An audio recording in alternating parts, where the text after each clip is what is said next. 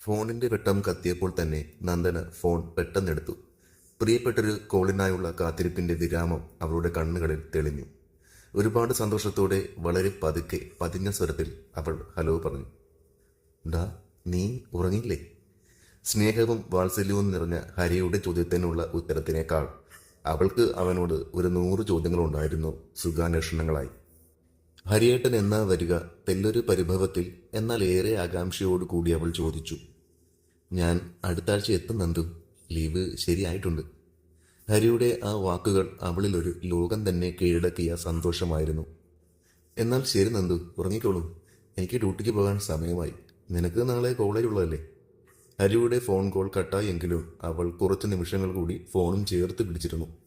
വളരെ പെട്ടെന്നായിരുന്നു ഹരിയും നന്ദനയുമായുള്ള അടുപ്പം. യാദൃച്ഛികമായി FBയിൽ വന്നൊരു റിക്വസ്റ്റ്. കൂടുതലായി നോക്കിയപ്പോൾ അവൾ പഠിച്ച സ്കൂളിലെ പൂർവ്വ വിദ്യാർത്ഥി, ഒരേ നാട്ടുകാർ, കുറേ അധികം പൊതു സുഹൃത്തുക്കളും. അവൾ ഹരിയെ അക്സെപ്റ്റ് ചെയ്തു. തുടർന്നുള്ള ദിവസങ്ങളിൽ അയാളൊരു പട്ടാളക്കാരനാണെന്നും അതിർത്തിയിലാണ് എന്നും മനസ്സിലാക്കി. നാട്ടുകാര്യങ്ങൾ മുതൽ ലോകകാര്യങ്ങൾ വരെ അവരിൽ ദൈനംദിന ചർച്ചാ വിഷയമായി. പതിയെ സൗഹൃദം പ്രണയത്തിലേക്ക് വഴിമാറിയിട്ട് 3 മാസങ്ങൾ കടന്നു പോയിരിക്കുന്നു.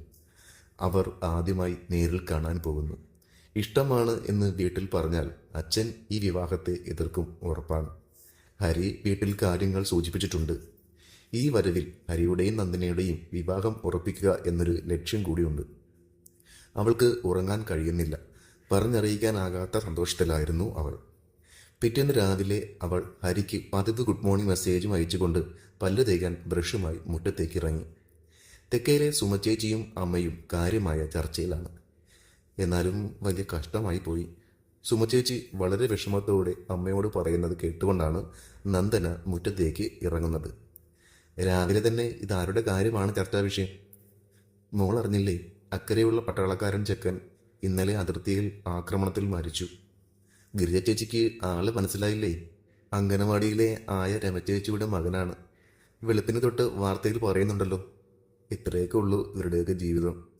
നന്ദനയിൽ വല്ലാത്ത ഒരു മരവിപ്പ് അനുഭവപ്പെട്ടു. അവൾ പെട്ടെന്ന് തന്നെ TV വച്ചു നോക്കി. ഇന്ന് പുലർച്ചെ 3 മണിക്കായിരുന്നു സംഭവം. നൈറ്റ് പെട്രോളിങ്ങിന് പോയ വാഹനം മൈൻ പൊട്ടിത്തെറിക്കുകയാണ് ഉണ്ടായത്. ഒരു JCOയും 5 പട്ടാളക്കാരും വീരമൃത്യു വരിച്ചു. അതിൽ മലയാളിയായ നായിക് ഹരി S, വയസ്സ് 26, തിരുവനന്തപുരം സ്വദേശിയും ഉണ്ടെന്നാണ് അറിയാൻ സാധിച്ചത്. കേട്ട വാർത്ത സത്യമാകരുതേ എന്ന് ദൈവത്തിൽ ഉള്ളുരുകി വിളിച്ചുകൊണ്ട് അവൾ മുറിയിൽ കയറി അവൻ്റെ ഫോണിലേക്ക് വിളിച്ചു. ഫോൺ സ്വിച്ച് ഓഫ് ആയിരുന്നു. എന്ത് വേണമെന്ന് അറിയാതെ അവൾ വായ പൊത്തിക്കരഞ്ഞു.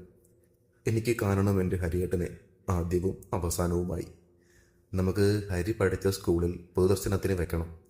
പീടിക വരാന്തിയിൽ ആരൊക്കെയോ പറയുന്നത് കേട്ട് അവൾ സ്കൂളിലേക്ക് വേഗത്തിൽ നടന്നു. കണ്ണുകൾ നിറഞ്ഞൊഴുകുകയാണ്, കാലുകൾ വിറയ്ക്കുകയാണ്, ശരീരമാകെ തളിരുന്ന പോലെ. ഇല്ല, എനിക്ക് ഹരിയേട്ടനെ കാണണം. തളർന്ന ശരീരവും തകർന്ന മനസ്സുമായി അവൾ സ്കൂളിലേക്ക് നടന്നു. എൻ്റെ നന്ദു, നമ്മുടെ പഴയ കണക്ക് മാഷിന് ഓർമ്മയുണ്ടോ? ശ്രീധരൻ മാഷല്ലേ? അതെ, നീ നോക്കിക്കോ. ഓഫീസറായി ഞാൻ വരുമ്പോൾ നമ്മുടെ സ്കൂളിൽ എനിക്കൊരു സ്വീകരണം വയ്ക്കും. ആര്? ഹരിയേട്ടനോ? ഞാനല്ല, നാട്ടുകാർ. നീ എന്നെ താറ്റിയതാണെന്ന് മനസ്സിലായി. നിന്നെപ്പോലെ പുച്ഛിക്കുന്നവർക്ക് മുമ്പിൽ ഞാൻ വരും. ശ്രീധരൻ മാഷിനോട് പറയും, മാഷേ, ഡിഫറൻസിയേഷനും ഇൻ്റഗ്രേഷനും അല്ല ജീവിതമെന്നും. ഓഹോ! അവൾ പെട്ടെന്ന് ചിന്തകളിൽ നിന്നും ഉണർന്നു. ഹരിയേട്ടനെ ഒരു നോക്കേ മാഷ് നോക്കിയുള്ളൂ. വിങ്ങിപ്പൊട്ടുന്നുണ്ടായിരുന്നു പാവം. കർക്കശക്കാരനായ മാഷിൽ അത്രയും വലിയൊരു പാവത്താനായിരുന്നുവെന്ന് അന്ന് ആദ്യമായി സ്കൂളും കുട്ടികളും തിരിച്ചറിഞ്ഞു. ഇവിടുത്തെ പൊതുദർശനം കഴിഞ്ഞുവെങ്കിൽ നമുക്ക് ഹരിയുടെ വീട്ടിലേക്ക് തിരിക്കാം. മെമ്പർ സ്കൂൾ അധികൃതരോട് സംസാരിച്ച ശേഷം ഒരു വലിയ ജനാവലിയോടുകൂടി ഹരിയുടെ ബോഡിയുമായി വാഹനം വീട്ടുപടിക്കലെത്തി. ഹരിയേട്ടനൊപ്പം ഞാൻ കയറി ചെല്ലേണ്ടിയിരുന്ന വീട് അവൾ സ്വയം മനസ്സിൽ പറഞ്ഞുകൊണ്ട് അവിടേക്ക് കടന്നു ചെന്നു. അവിടെ ഒരു വലിയ പന്തലൊരുക്കിയിരിക്കുന്നു. ഹരിയേട്ടൻ പറഞ്ഞിരുന്നു, നമ്മുടെ കല്യാണത്തിന് മുറ്റത്തൊരു വലിയ പന്തലിടുമെന്ന്. ഒരുപാട് ആളുകൾ വന്നുകൊണ്ടിരിക്കുന്നു. ഹരിയേട്ടൻ്റെ അച്ഛനും അമ്മയും കരഞ്ഞു തളർന്ന് ഇരിപ്പുണ്ട്. എനിക്കടുത്ത് ചെല്ലണമെന്നുണ്ട്, പക്ഷേ ഞാൻ ആരാ? ത്രിവർണ്ണ പതാകയും ഒരുപാട് വാഹനങ്ങളുടെ അകമ്പടിയോടുകൂടിയും എൻ്റെ ഹരിയേട്ടൻ എത്തി. നീ നോക്കിക്കോ, നമ്മുടെ കല്യാണം ഒരു വലിയ ആഘോഷമായിരിക്കും. നമ്മുടെ 2 പേരുടെയും ഫോട്ടോ വച്ചൊരു വലിയ ഫ്ലെക്സ്. അത് ഞങ്ങളുടെ ക്ലബിൻ്റെ വക. നമ്മൾ വരുന്ന കാറിൽ നിറയെ പൂക്കൾ കൊണ്ട് അലങ്കരിച്ചിരിക്കും. നമ്മുടെ കൂട്ടുകാരൊക്കെ ബൈക്കിൽ അകമ്പടിയായി എത്തും. ഹരിയേട്ടൻ പറഞ്ഞത് ശരിയാണ്.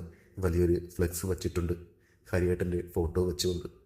പൂക്കളാൽ അലങ്കരിച്ചൊരു വാഹനവും അകമ്പടിയായി കൂട്ടുകാരും വന്നിരുന്നു ഹരിയേട്ടനൊപ്പം. കുറച്ച് പട്ടാളക്കാർ ചുമരിലേറ്റി ഹരിയേട്ടനെ പുറത്തേക്ക് കൊണ്ടുവന്നു. അമ്മ നെഞ്ചു തല്ലി കരയുന്നുണ്ട്. ഹരിയേട്ടൻ്റെ അച്ഛൻ തളർന്നു പോയിരുന്നു. ആദ്യമായും അവസാനമായും തനിക്ക് ഹരിയുടെ മുഖമൊന്ന് കാണാൻ കഴിഞ്ഞില്ലല്ലോ എന്ന വിങ്ങൽ അവളിൽ നിറഞ്ഞു നിന്നു. പട്ടാളക്കാർ ഹരിയുടെ അച്ഛനും അമ്മയ്ക്കും ഹരിയെ പുതപ്പിച്ചിരുന്ന ഭാരതാംബയുടെ ത്രിവർണ്ണ പതാക മടക്കി നൽകി. അവർ ഹരിക്ക് മുമ്പിൽ സല്യൂട്ട് ചെയ്തു. ഇന്ന് അവർ എന്നെ ഗ്രൗണ്ടിൽ പൊരുകേലത്തിൽ ഓടിച്ചു. പോരാത്തിന് തല കുത്തി നിർത്തി. നിനക്കറിയാം പെണ്ണേ, ഞാൻ ഓഫീസർ ടെസ്റ്റ് പാസ്സായാൽ ഇവരൊക്കെ എന്നെ സല്യൂട്ട് ചെയ്യുന്നൊരു ദിവസം വരും. ആഗ്രഹിച്ചതൊന്നും നടന്നില്ല. പക്ഷേ അവൾ അവനെ കാണുമ്പോൾ നൽകാനായി ആഗ്രഹിച്ചിരുന്ന ചെമ്പനീർ പൂക്കൾ അവനായി സമ്മാനിച്ചുകൊണ്ട് തിരിഞ്ഞു നടന്നു.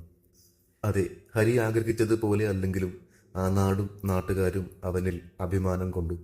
എല്ലാവർക്കും മുമ്പിൽ പട്ടാളക്കാർ ഹരിയെ സല്യൂട്ട് ചെയ്ത് അവസാനമായി. വെടിയൊച്ചകളുടെ മുഴക്കത്തോടെ ആ ചിതയ്ക്ക് തീ പടർന്നു അവരുടെ സ്വപ്നങ്ങൾക്ക്.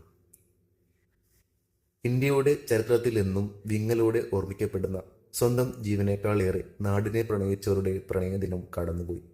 ധീര ജവാന്മാർക്ക് മുമ്പിൽ പ്രണമിച്ചുകൊണ്ട് നിർത്തുന്നു.